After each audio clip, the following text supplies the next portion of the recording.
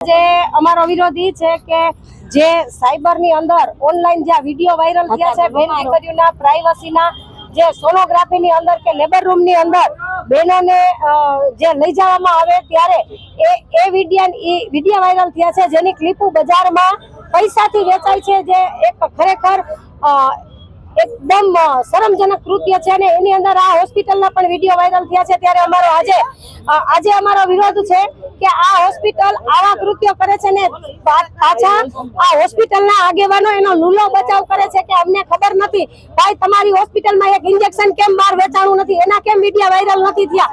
અત્યારે અમે હોસ્પિટલના મેડમ સાથે વાત કરી તો એમનું કહેવાનું એવું છે કે એ લોકો એવું કહે છે કે અમારા જે ઇન્જેક્શનો હોય મોંઘી ચીજ વસ્તુ હોય એની ચોરી ન થાય એટલા માટે અમે સીસીટીવી કેમેરા મૂક્યા છે।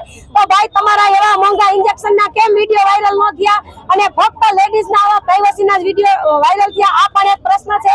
એટલે આ તદ્દન ખોટો અને લૂલો બચાવ છે એવું અમારું કહેવાનું છે।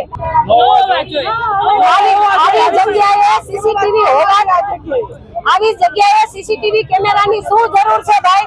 આવી જગ્યાએ ખરેખર હોવા જ ન જોઈએ। આ તદ્દન ખોટું છે પણ આ હોસ્પિટલનું જ અધમ કૃત્ય હોય એવું કહેવાય રહ્યું છે। ગુજરાતની અસ્મિતાને લાંછન લાગે એવું આ કૃત્ય કર્યું છે।